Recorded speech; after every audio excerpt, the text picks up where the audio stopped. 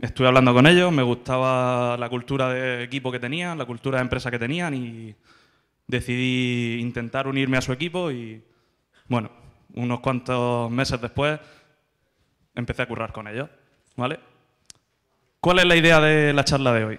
Bueno, la idea de la charla de hoy es dejar un poco de manifiesto el cómo el desarrollo de aplicaciones cada vez más es el eje central de muchas empresas. Muchas empresas han empezado o llevan ya bastante tiempo haciendo aplicaciones que no son aplicaciones que se envasan o se empaquetan y se suben al market y se olvidan. Son aplicaciones con un tiempo de desarrollo bastante largo. Aplicaciones que dado los requerimientos que tienen los usuarios, la lógica de negocio o el plan de negocios de la empresa, tienen que ser mantenibles, tienen que crecer con el tiempo y muchos desarrolladores tienen que trabajar en esta aplicación.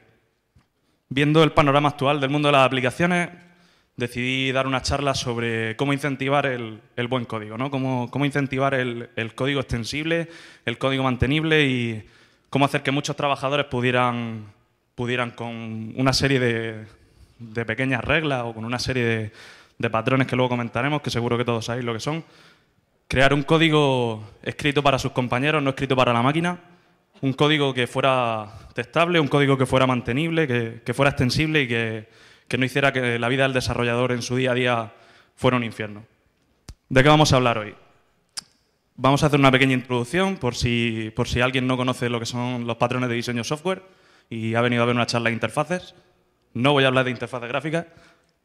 Luego plantearemos un pequeño problema para que la charla no sea un monólogo de yo hablando de no sé cuántos patrones que no aplican en un problema de la vida real. Luego hablaremos de una serie de patrones que aplican sobre el código de Android y que utilizamos en nuestro día a día, aunque ni siquiera nos demos cuenta. Y luego para ese problema que hemos planteado lo dividiremos en tres y plantearemos algunas soluciones que espero que vosotros podáis utilizar también en vuestras aplicaciones. Antes de empezar y antes de plantear el problema y empezar con la introducción, un pequeño disclaimer, ¿vale? Cuando empecé a ver temas de patrones, cuando empecé a ver el mundo de la arquitectura de software a alto nivel, cuando empecé a trabajar y a formaros mucho más de lo que un ingeniero con la carrera recién terminada conoce, podréis caer en dos enfermedades en las que yo he caído, ¿vale? En la muerte por refactor y la patronitis, ¿vale? Tenéis que tener mucho cuidado con esto. Conforme empecéis a involucraros en temas de desarrollo software, veréis que el código que escribiste hace 6 meses probablemente no os guste y decidéis refactorizarlo. Y es ahí cuando podéis morir en el intento. 6 meses después volveréis a mirar vuestro código y probablemente siga sin gustaros y volveréis a refactorizar y, créeme, es un bucle infinito. Llevad cuidado con eso. ¿Cómo podemos evitarlo? Bueno, tened en mente siempre esta frase. De hecho, si pudiéramos tener esta transparencia en alguna de las otras pantallas sería genial, ¿no? Siempre hecho es mejor que perfecto, ¿vale? Teniendo esto en mente evitaréis caer en errores de lo típico. Encontré un patrón que me resuelve muchos problemas y de repente evoluciono todo mi código aplicando este patrón, ¿vale? Pero bueno, yo os aviso, espero que a vosotros no os ocurra. ¿Cuántos de los presentes sabéis lo que son los patrones de diseño software? Mucha gente, ¿vale? Los patrones de diseño software no son más que una forma de no reinventar la rueda. Hay ingenieros que han desarrollado una serie de soluciones para problemas más o menos típicos que nosotros deberíamos utilizar. Sin embargo, hay otros muchos ingenieros que cuando empiezan a estudiar temas de patrones o cuando se los explican en la facultad, no ven más que un montón de diagramas de clase, un montón de cuadraditos con flechas. Y esta no es la idea, ¿no? Un patrón no es más que un problema que otros ingenieros han resuelto por nosotros y que nosotros tenemos que aprender a utilizar, ¿vale? Tenemos 3 tipos fundamentales de patrones: los patrones de creación, los patrones de estructura y de comportamiento. Cada uno de estos tipos de patrón resuelven problemas muy concretos, ¿no? Los patrones de creación, por ejemplo, resuelven problemas de cómo quiero crear otra entidad de forma desacoplada o con unas características determinadas. Por ejemplo, el singleton, que seguro que todos lo conocéis, resuelve el problema de creación de una entidad de forma que dentro de mi sistema esa entidad sea única y no tenga duplicación de esa entidad en memoria.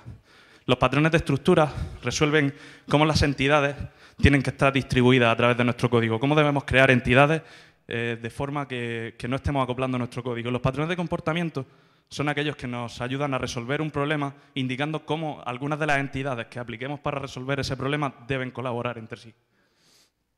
Bueno, una vez que conocemos más o menos qué son los patrones y qué tipos hay, hablaremos de las ventajas. Utilizar patrones tiene muchas ventajas, pero probablemente las dos últimas sean las más interesantes. Plantean un vocabulario común a todos los ingenieros que estéis abordando un problema. Si conocéis patrones y conocéis, por ejemplo, el patrón adapter, si yo os digo que para resolver un problema voy a aplicar un adapter, todos sabréis exactamente lo que quiero hacer.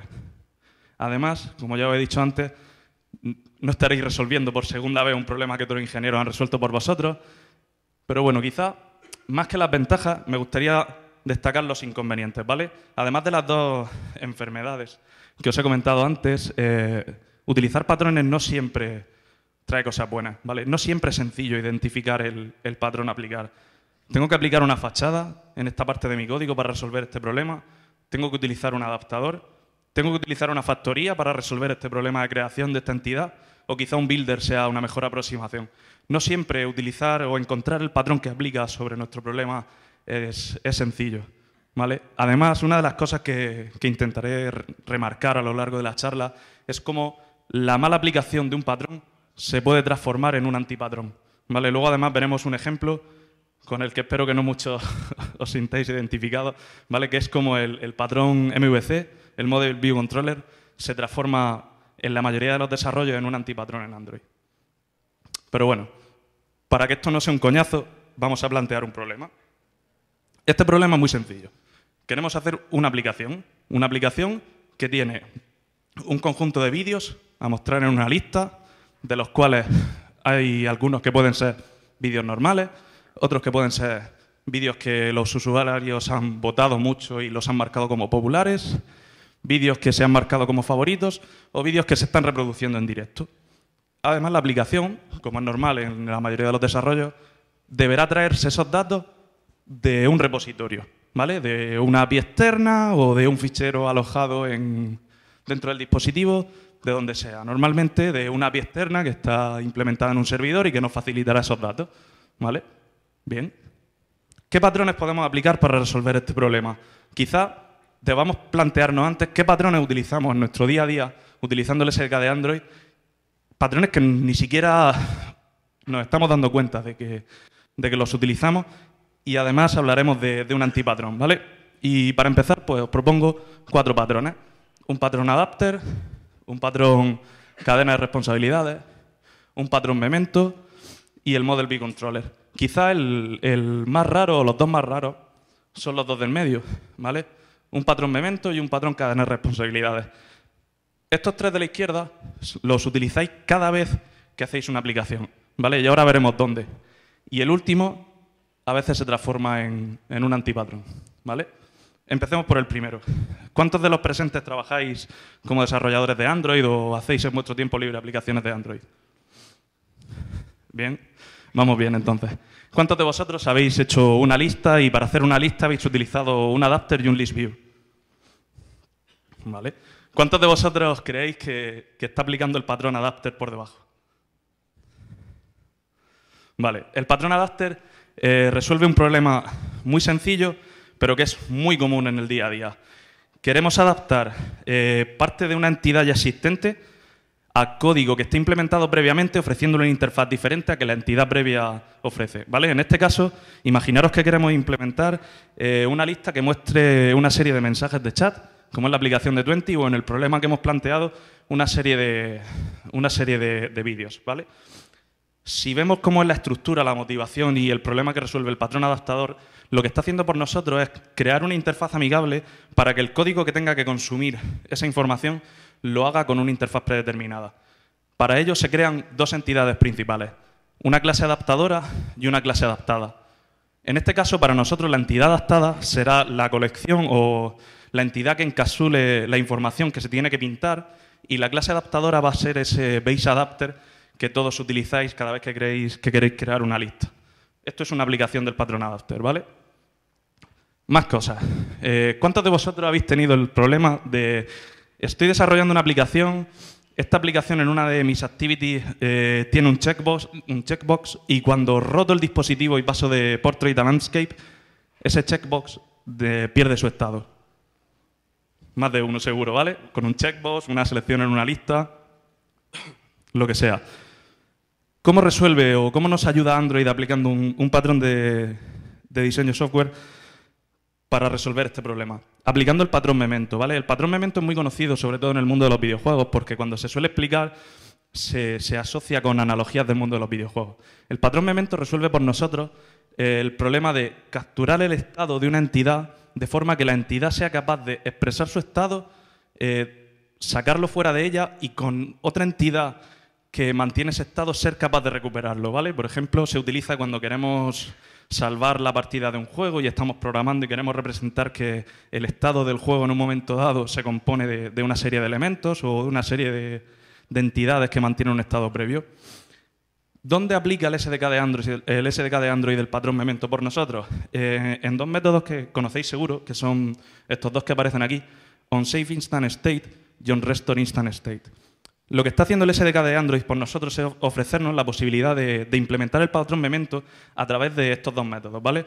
Si decidís implementar en vuestro Activity, por ejemplo, estos dos métodos, lo que podréis hacer será utilizar un bundle, que no es más por dentro que un hashmap o un mapa, en el que puedo asociar una serie de claves a una serie de valores. Por lo tanto, el Activity será capaz de decir, almacena el estado en el que me encuentro antes de morir en este bundle, y cuando recicle el ciclo de vida, el life cycle del Activity, te voy a ofrecer ese mismo bundle que tú me habías dado para que seas capaz de repintarte en el momento en el que habías decidido rotar el dispositivo o lo que tengáis que hacer. Una aplicación del patrón Memento. Más cosas. Otra aplicación de otro patrón muy curioso que no suele utilizarse mucho. Cadena de responsabilidades. Este patrón resuelve un problema que es desacoplar el emisor de un mensaje del receptor del mismo. Además, dando la posibilidad de que alguno de los receptores decida cortar en un momento dado y procesar el mensaje que se le está pasando. ¿Cuántos de vosotros utilizáis Broadcast Receiver Broadcast Receiver y el Broadcast Sender de Android? Sabéis que es un mecanismo para modelar eventos desde cualquier parte que tengáis acceso al contexto de la aplicación, que otras entidades, de forma desacoplada y sin conocer al emisor, son capaces de recibirlo. Con estas dos entidades seremos capaces de decidir que una entidad que emita no tenga por qué conocer los receptores. Emitirá un evento y en un momento dado los receptores podrán ser capaces de decidir si procesarlo o no. Además, si utilizamos una especialización del Broadcast Receiver que se llama Ordered Broadcast Receiver, podremos decidir establecer prioridades en el procesamiento del evento y hacer que el procesamiento de ese mensaje que se está pasando o ese evento sea cortado y procesado por uno de esos receptores y no se siga procesando. Aquí tenéis una aplicación del patrón cadena de responsabilidades. Y por último, el que me parece más interesante. ¿Cuántos de vosotros utilizáis MVC en el desarrollo de vuestras aplicaciones? Sabéis que el MVC es un patrón estructural que nos ayuda a resolver el problema de desacoplar la implementación de las vistas de la implementación de la lógica de negocio de nuestro modelo a través de la definición de tres elementos principales que pueden ser un conjunto de entidades por debajo. Las vistas, en este caso, la mayoría de vosotros me diréis que las vistas es todos estos layouts que creamos con XML en Android. El modelo, que encapsula toda la lógica de negocio, puede ser mi aplicación, todo lo que es lógica de negocio pura de lo que tiene que hacer, de lo que tiene que resolver mi aplicación para acabar atacando un problema, y un controlador. La labor del controlador en este patrón no es más que hacer un intercambio de mensajes entre las vistas y nuestro modelo. Sin embargo, la mala aplicación de este patrón, en algunos de los casos, no en la mayoría, pero en algunos de los casos, lleva a que algunos desarrolladores decidan utilizar las activities como controladores. ¿Qué es lo que ocurre cuando utilizamos una activity como controlador? Bien, si empezamos a utilizar activities como controladores, estamos violando el principio de responsabilidad única del que Jorge os hablaba ayer. Una activity es un controlador, pero es un controlador de la vista. Tiene que mantener el estado lógico de la vista en un momento dado y ser capaz de modificarlo, reaccionar ante eventos del usuario y, por lo tanto, forma parte de la vista dentro de este patrón de estructura, no forma parte de un controlador. Lo que ocurre cuando la mayoría de los desarrolladores deciden hacer que sus activities sean controladores es que conforme va creciendo la lógica de pintado, la lógica de presentación, la clase va creciendo y, créeme, se pueden hacer muy grandes, se pueden hacer activities enormes, activities con 3.000 líneas de código, las he visto. Si además de esa lógica de presentación añadimos la lógica del controlador, estas activities se van haciendo muy grandes, muy grandes. Y si tenemos dos activities que hacen lo mismo, como el controlador no está desacoplado de la vista, vamos a tener que duplicar código. Y es en ese momento en el que nuestro código se hace una masa de espagueti gigante en el que el patrón MVC se transforma en un antipatrón. Eso no quiere decir que el patrón MVC no aplique sobre el desarrollo de aplicaciones. Eso quiere decir que una mala aplicación del MVC en el que el controlador está implementado dentro de una activity o dentro de un fragment supone un error, ¿vale? Debéis intentar separar la parte de las vistas de vuestros controladores, ¿vale? Si además decidís utilizar otro patrón de estructura, pues tened cuidado, ¿vale? O sea, a mí no tengo nada en contra del MVC, pero hacedlo bien. Bueno, volvamos al problema. Ya le hemos dado un pequeño repaso a lo que el SDK de Android en cuanto a patrones de diseño nos ofrece. Vamos a dividir el problema en tres, ¿vale? Para hacerlo más sencillo. Y este problema...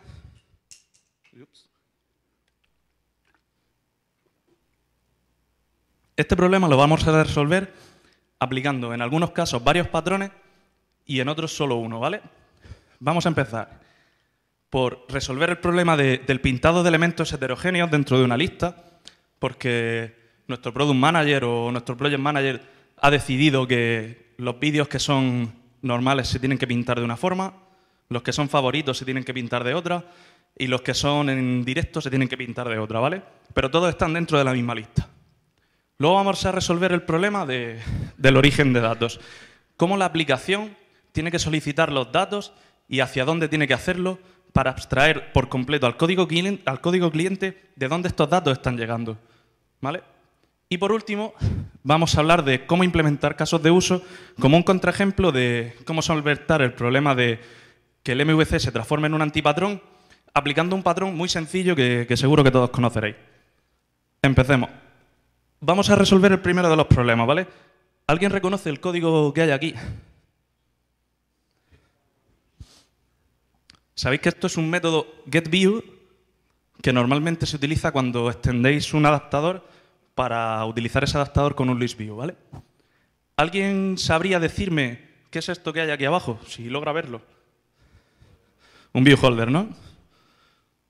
¿Alguien ha visto por qué se utiliza un view holder? ¿O por qué los desarrolladores utilizan view holders? Porque la gente de Google os lo dice en la documentación, ¿verdad? Utilizad view holders, es la verdadera salud. Esto es cosita fina. Pues la verdad es que, como diría Jorge, que me obliga a decirlo, esto es un poco áspero. Es un poco áspero porque, en este caso, este fragmento de código solo pinta un elemento de un tipo, ¿vale? Solo pinta contactos. Imaginaros cómo este código puede crecer si queremos pintar de 4 formas diferentes 4 elementos, ¿vale? Esto se llenará de... Bueno, esto es una comprobación para ver si tiene que reciclar o no la vista. Y por aquí debajo habría un... Si la vista reciclada tiene una tag cuyo tipo dinámico es no sé qué viewholder, pues hago una cosa. Si no, será de otro tipo viewholder y haré otra. Si no, será de otro tipo viewholder y haré otra. Y si no, será del último tipo, porque no tengo más, y haré lo último, ¿vale? Este código de aquí está violando un principio fundamental de la programación. ¿Alguien sabría decirme qué principio? Lo dijo Jorge ayer también. ¿Alguien sabría decirme qué principio de la programación está violando este código? Empieza por O. Vale, el principio open-close. ¿Por qué está violando este código el principio de programación, un principio tan básico como el open-close? Porque ese principio de programación nos dice que el código que escribamos tiene que estar abierto para extensión, pero cerrado para modificación. ¿Qué quiere decir esto? Que si yo quiero extender la funcionalidad de mi clase, no debería tener que ir al código a modificarla, ¿vale? Teniendo esto en mente, vamos a intentar resolver el problema de forma que yo pueda añadir nuevos tipos de elementos que se pinten en la lista, que luego le pondremos un nombre, sin tener que modificar el código de mi adaptador, o modificando el menor código posible, ¿vale? En este caso, sin tener que modificarlo. Para ello, ¿qué haremos? Aplicar un patrón al que nosotros lo hemos llamado renderer, ¿vale? No lo busquéis, este patrón no existe, Le hemos puesto este nombre porque nos molaba, porque pintador era muy feo. ¿Vale? Y este patrón está basado en la composición de otros 3 patrones, que son el builder, el delegate y un método plantilla, ¿vale? Un template method.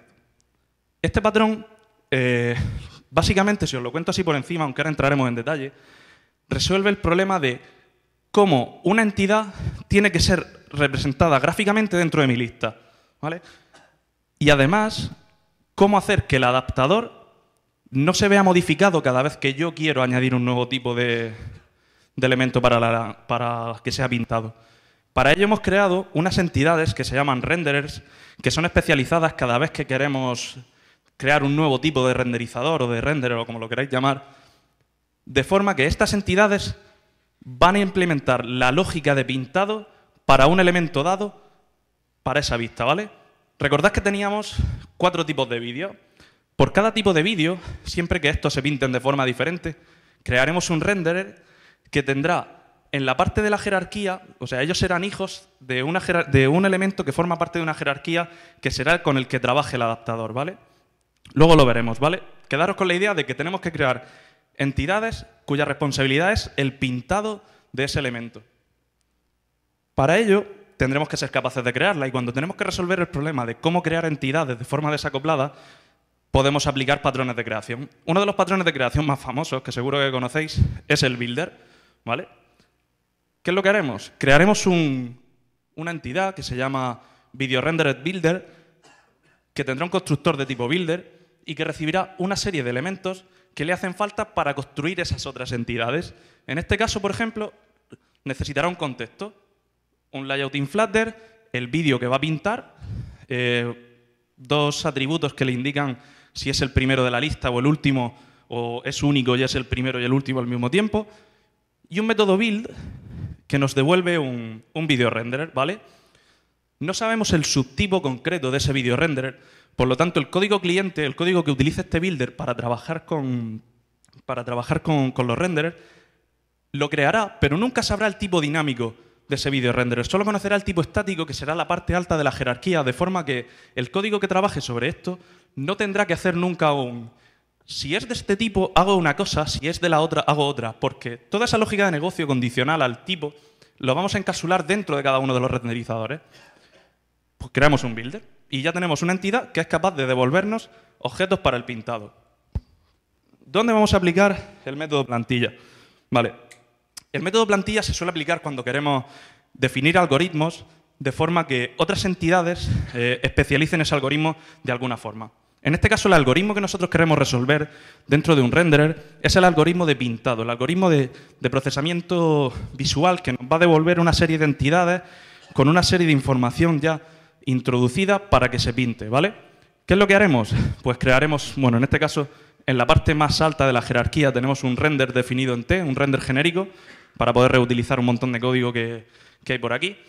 Y luego, cada vez que queramos crear un renderer, lo que haremos será utilizar este video renderer base, ¿vale? Este video renderer base especializa la genericidad de su padre en vídeo. Esto quiere decir que todos los video renderers que creemos van a poder utilizar un elemento que lleva dentro, que está definido en el renderer base, que será un vídeo, ¿vale? Un vídeo o un subtipo del mismo, de forma que yo puedo construir un video renderer pasándole una entidad que sea o vídeo o que herede de vídeo, ¿vale? Pues muy bien, crearemos el video renderer. ¿Y dónde aplicamos el método plantilla? Pues aplicaremos el método plantilla dentro del método render de este video renderer, que es el primero que tenéis aquí en la clase. Para pintar, lo que haremos será que esta clase sea abstracta, ¿vale? Que defina una serie de métodos que definen el algoritmo de pintado. Por ejemplo, tengo que renderizar el header del vídeo, tengo que renderizar el thumbnail del vídeo, los comentarios y el estado de si alguien le ha hecho like o si está marcado como favorito. ¿Vale? Pues lo definimos y hacemos que el método render llame a esos métodos abstractos. Y dejaremos que sean los subtipos los que implementen esos métodos abstractos, de forma que podemos crear una jerarquía y aplicando polimorfismo, cualquiera de los subtipos será capaz de pintarnos como él indica, ¿vale? Y podremos cambiar, por ejemplo, para que un vídeo normal que se pinta con el fondo en blanco tenga un subtipo de ese video renderer normal, que sea, por ejemplo, el video renderer favorito, que solo sobrescriba o implemente el método de renderizado del background y decida cambiarlo, ¿vale? Decida cambiarlo o decida extenderlo, añadir funcionalidad. Vale, pues aquí tenemos una aplicación del método plantilla. Si hacemos un poco de recapitulación, veremos que lo que haréis todos normalmente será tener un base adapter que extenderemos con nuestro video collection adapter, que será el adaptador encargado de adaptar las entidades de video colección y que utilizará este builder para obtener los renderers, ¿vale? Esto que os he enseñado aquí no es más que una aplicación del patrón delegate, porque la lógica de negocio que se espera que esté implementada dentro del adapter está siendo delegada a una serie de entidades, en este caso el builder y los renderizadores, ¿vale? Una aplicación del patrón delegate. Al final, si os fijáis, el adaptador que creéis base siempre utilizará un builder y una serie de renderers para implementar el pintado de esos elementos dentro de la lista. Resultado, ese código monstruoso, que se puede hacer mucho peor, que me he visto método getView con 900 líneas, muy majos de depurar, se transforma en esto. Un método getView con 3 líneas. Un método getView que lo que hace es obtener un ítem de la colección que está adaptando, utilizar el builder para obtener un renderer y con ese renderer decirle renderiza, ¿vale? Estos dos métodos se utilizan para el reciclado de vistas, ¿vale? Pero como esta charla no va de listas, no vamos a hablar de reciclado. Pero bueno, que tengáis en cuenta que se está utilizando aquí el video builder también para implementar el reciclado, ¿vale? Si os fijáis, lo curioso de esto es que este método getView siempre va a obtener del builder un video renderer como tipo estático, como tipo dinámico. Esto puede ser un renderizador de vídeos favoritos, de vídeos populares o de vídeos en directo. Puede ser un renderizador del elemento que vosotros queráis. Y es aquí cuando conseguimos este código, cuando el principio OpenClose se hace realidad.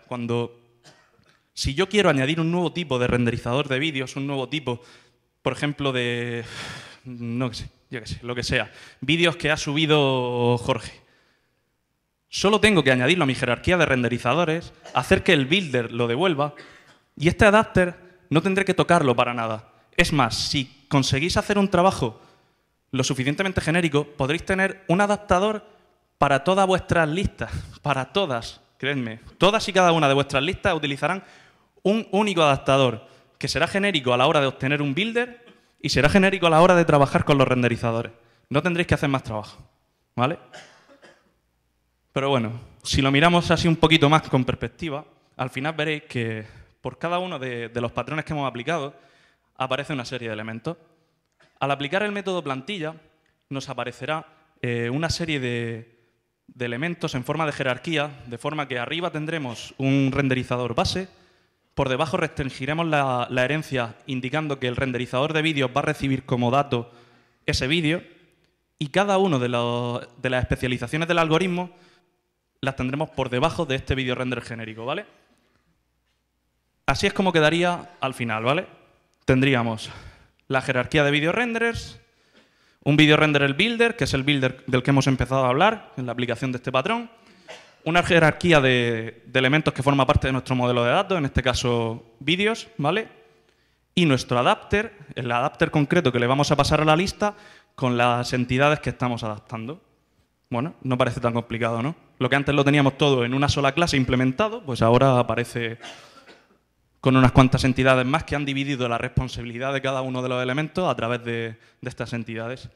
Una de las cosas buenas que tiene, por ejemplo, aplicar el patrón builder para resolver este problema es que el uso de este patrón hace que la responsabilidad del builder no sea solo crear renderers, sino también reciclarlos, ¿vale? Y esto es una de las cosas que debéis tener muy en cuenta si trabajáis con listas en Android, ¿vale? Pero bueno, no hablamos de reciclado que si no se nos va de tiempo.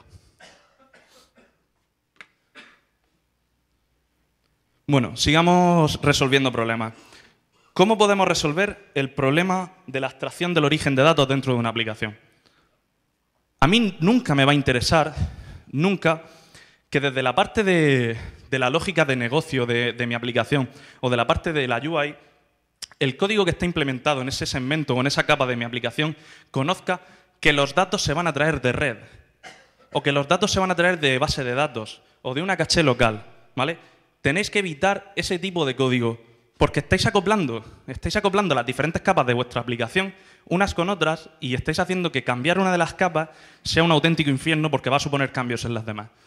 ¿Cómo podemos resolver este problema? Aplicando un patrón repositorio. El patrón repositorio apareció por primera vez en un libro de Martin Fowler, cuyo nombre nunca recuerdo, pero que es un libro que resuelve una serie de problemas de desarrollo software que se encuentran a nivel empresarial y que son muy frecuentes aplicando una serie de patrones. Patrones que podéis encontrar descritos en el libro del GAN of 4 que os he puesto al principio, cuando hablaba de los tipos de patrones, y que también están reflejados. Este patrón en este caso no está en el GAN of 4, pero sí está en este libro de Martin Fowler, ¿vale? Y lo que resuelve por nosotros es exactamente eso, cómo abstraer un origen de datos. Y es extremadamente sencillo. ¿Cómo lo vamos a hacer? Creando una interfaz que represente nuestro repositorio de datos y haciendo que la implementación de esa interfaz sea oculta al código cliente, ¿vale? Con esto conseguiremos que el código que está utilizando el repositorio solo utilice el videorepositorio como interfaz y se le pueda proveer cualquier implementación que vosotros deseéis, ¿vale?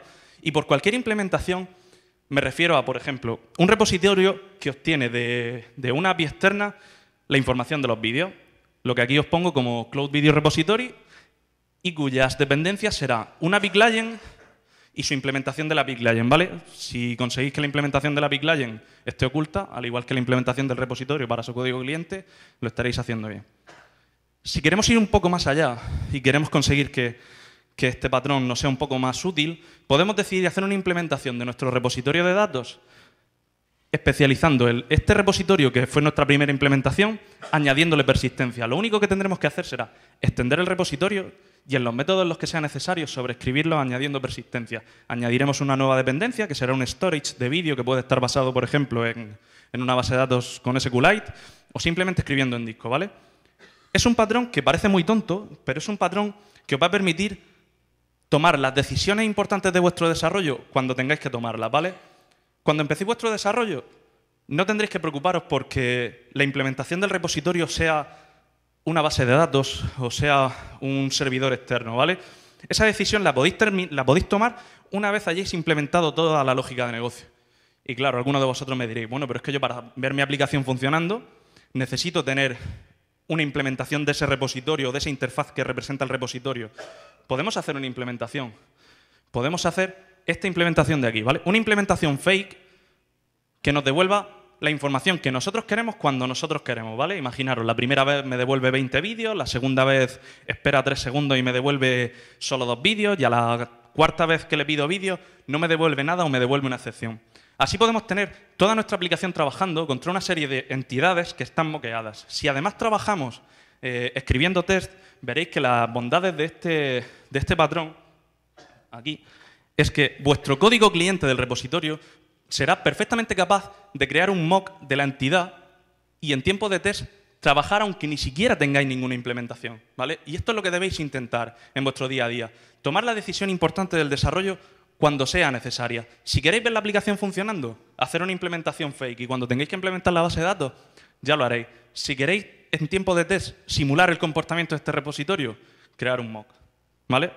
Al final, lo que ocurre, y el resultado de aplicar este patrón, es que el código cliente de esta serie de entidades que hemos creado para resolver el problema de la abstracción del origen de datos no va a llegar nunca más allá del repositorio. Se va a quedar aquí. Y al código cliente le va a dar absolutamente igual que el repositorio que yo esté utilizando sea una implementación fake, o sea una implementación que obtiene los datos de una API, o sea una implementación que los coge de persistencia, o los coge de la API y los guarda en persistencia. Le va a dar absolutamente igual, él solo va a conocer la interfaz, ¿vale? Estáis creando una capa, estáis creando lo que, si empezamos a hablar de arquitectura y nos metemos en el mundo de la arquitectura clean, estáis creando una boundary, ¿vale? Una implementación que es dependiente de la tecnología y que describe su interfaz a través de la clase que la expresa y las entidades que traspasan esa boundary. Bueno, ya tenemos resuelto el problema de la abstracción del origen de datos. Por último, solo queremos resolver el problema de cómo implementar los casos de uso de la aplicación de forma que no caigamos en el error tan común de transformar el Model View Controller en un antipatrón. Para ello, ¿qué vamos a hacer? Aplicar el patrón command. ¿Cuántos de aquí conocéis el patrón command? ¿A cuántos os han explicado que se suele utilizar para hacer mecanismos de hacer y deshacer? ¿Vale? Esa es la explicación más típica. La realidad es que un patrón command no está encapsulando más que unidades de trabajo, ¿vale? Y para nosotros los casos de uso son eso, son unidades de trabajo que deberían abstraer al código cliente, en este caso, a la interfaz de usuario, del uso de una aplicación concreta. Nuestra interfaz de usuario solo va a conocer estos comandos, solo van a conocer estos comandos que nosotros vamos a transformar en casos de uso de forma que toda la lógica de negocio, absolutamente toda la lógica de negocio de la aplicación va a ser expresada y va a tener como interfaz una serie de comandos, ¿vale? Nosotros los llamamos interactors porque seguimos la arquitectura clean de Robert Martin, ¿vale? Pero si los aplicamos bien, al final podréis comprobar cómo la aplicación del patrón command se transforma en esto. Vuestro framework o la parte de UI del sistema operativo, por ejemplo, la parte de push, todas las activities, cuando alguien recibe un evento de lo que sea, va a estar fuera de vuestra lógica de negocio, va a estar fuera de la parte más purista de vuestra lógica de negocio, de lo que la aplicación tiene que hacer. Se va a encontrar fuera y va a atacar, va a estimular nuestra aplicación a través de una serie de comandos, que son estas bolitas azules, que representan los casos de uso. Además, si somos capaces de dividir estos comandos de forma tan granular y con un granito tan fino que podamos reutilizarlos, podremos hacer que una serie de comandos se compongan de otros, ¿vale? Esto que es tan abstracto, ¿cómo se representa en código de verdad? ¿Cómo nos ayuda a resolver el problema que estamos planteando? Haciendo esto. Por cada comando que queramos crear, podemos tener una interfaz que represente lo que tiene que hacer, ¿vale? Por ejemplo, aquí tenemos getVideosInteractor. Este interactor nos va a devolver los vídeos que queremos mostrar en el feed. Nos va a devolver una colección de vídeos con la que podemos trabajar para representarlos gráficamente. Luego la implementaremos y diremos que esta implementación nos va a devolver, por ejemplo, los vídeos ordenados por fecha. ¿Qué es lo que hace esta implementación? Pues recibe una serie de dependencias en su construcción, ¿vale? Que en este caso es el repositorio del que antes hablábamos, y en sus métodos de execute, que reciben una serie de parámetros como, por ejemplo, los vídeos a partir de qué fecha quiero que me los dé o cuántos vídeos quiero que me dé, se los va a pasar al repositorio y va a trabajar con él. Cuando obtenga el resultado, va a devolver el resultado por un callback. ¿Por qué va a devolver el resultado por un callback? Porque siempre nos interesa que la interfaz de nuestro sistema sea asíncrona, sobre todo si trabajamos en Android, ¿vale? Para no estar bloqueando continuamente el hilo de UI. Con esto conseguiremos crear una API asíncrona alrededor de toda la lógica de negocio de nuestros sistemas, que es lo verdaderamente importante, que haga que nuestro código parezca esto. De hecho, si os ponéis en el sentido más estricto del diseño del software, en la parte más purista, podréis hacer que la lógica de negocio de vuestra aplicación no tenga que conocer el framework de Android. Podéis crear un proyecto Java, nada de Android, Java, porque utilizáis ese lenguaje, que si queréis utilizar PHP por debajo y sois capaces de interpretar PHP con Android, que se puede hacer, lo metéis por PHP. En un proyecto aparte, que será incluido como librería dentro de nuestra aplicación Android y que ofrecerá todo lo que se puede hacer con él a través de interactors, ¿vale? A través de implementaciones de casos de uso basado en el patrón command. ¿Dónde está la aplicación concreta del patrón command? Que todos estos interactors lo que tienen aquí son una clase base que se utilizará para que la entidad que tenga la responsabilidad de ejecutar esos interactors, de ejecutar esos comandos, solo conozca la clase padre, no conozca los subtipos, y yo pueda pasarle listas de interactors que no tienen nada que ver, pueda pasarle un interactor solo o decirle incluso sobre qué hilo quiero que me ejecutes este interactor y trabajar de una forma tan sencilla como entidad X, ponerle el nombre que queráis, executor, por ejemplo. Ejecútame este comando, que es una especialización del comando base para hacer, en este caso, esto. Traerme los vídeos desde dentro de mi sistema. Bueno, para terminar, una vez que hemos planteado cómo los patrones de diseño software nos ayudan a resolver esos problemas que estoy seguro que la mayoría de vosotros habéis encontrado a la hora de resolver problemas, una serie de consejos que mis compañeros y yo hemos podido recaudar, ¿vale? Duplicidad de modelos de dominio. ¿Qué quiero decir con duplicidad de modelos de dominio? Cada vez que creéis una parte de vuestra aplicación que sea susceptible de ser un subsistema, lo que nosotros llamamos una boundary, ¿vale? Cread su propio modelo. No cometáis el error de acoplar vuestras capas entre sí. ¿Cuántos de vosotros utilizáis una librería de Google que se llama JSON para hacer parsing de toda la información en formato JSON que viene? ¿Cuántos de vosotros anotáis las clases de vuestra lógica de negocio con esas anotaciones de este atributo se asocia a la propiedad JSON no sé qué? ¿Qué ocurre si la API cambia y no tenéis el modelo duplicado? ¿Vais a cambiar vuestra lógica de negocio porque la API cambie? Si sois capaces de extraer la boundary, de identificarla, crear ese subsistema y hacer que esas capas estén desacopladas, tendréis que tener un modelo propio para cada uno. Modelos que no, aunque ponga la palabra duplicado, no tienen por qué ser iguales. Pueden ser modelos que representen entidades similares, que en algunos casos sean iguales o parecidos, pero están representando entidades para ese subproblema, para esa pequeña entidad o subsistema dentro de vuestra aplicación, ¿vale? En este caso, por ejemplo, un cliente de una API dentro de vuestra aplicación, aunque vuestra aplicación acabe atacando a un solo servidor, debería estar extraído en un subsistema, ¿vale? Es un cliente para esa API que mi aplicación utiliza de forma abstracta. Lo utiliza como una librería externa, ¿vale? La parte de vuestra persistencia tiene todas las papeletas de tener vuestro propio modelo para modelar la persistencia. Porque los diagramas de entidad-relación que utilicéis para modelar vuestra base de datos, si utilizáis SQLite, por ejemplo, no tienen por qué ser iguales que vuestros modelos de negocio. No tenéis por qué acoplar los objetos de vuestro dominio, los objetos más puros que implementan la lógica de negocio, como por ejemplo, en este caso, en el problema que hemos resuelto, un vídeo, al modelo de vuestra persistencia. Yo puedo modelar la persistencia con 4 tablas si me apetece. Y eso no quiere decir que yo tenga que tener 4 clases dentro de mi lógica de negocio que representen un vídeo. Más consejos. Por supuesto, evitar la duplicidad de código. ¿Vale? Aplicar patrones os ayuda a evitar la duplicidad de código. Y con el patrón renderer lo habéis visto. Todo este código de si es este viewholder, hago no sé qué. Si es el otro, desaparece. Y si conseguís utilizar un adapter, no vais a tener más de un adapter en todo vuestro código, ¿vale? Intentar abstraer cada componente, lo que os decía con duplicidad de modelos de negocio y aplicar lo que es el concepto de boundary. Cumplir el principio de responsabilidad única. Si tenéis una clase con muchas dependencias, pensad que esa clase está haciendo más de lo que debe. No está cumpliendo el principio de responsabilidad única y deberíais separarla, deberíais fragmentar esa entidad. Tomar las decisiones importantes cuando sea necesario, ¿vale? No empecéis nunca una aplicación por la base de datos, ni por el cliente de la API, ni siquiera por la interfaz, ¿vale? Empezar una aplicación por la lógica de negocio. Lo demás vendrá detrás. Pensar en el framework como un mecanismo de paso de información. Desarrollar desde el caso de uso. Si además aplicáis el patrón command para implementar los casos de uso y creáis los interactors de Clean Architecture, lo vais a cumplir seguro. Y por favor, crear código testable, ¿vale? Me da igual que no escribáis los tests, pero por lo menos que cuando llegue vuestro compañero dentro de un año sea capaz de escribir los tests. Y bueno, por mí esto es todo. Si tenéis alguna pregunta, o yo o mis compañeros seremos capaces de contestar o por lo menos lo intentaremos.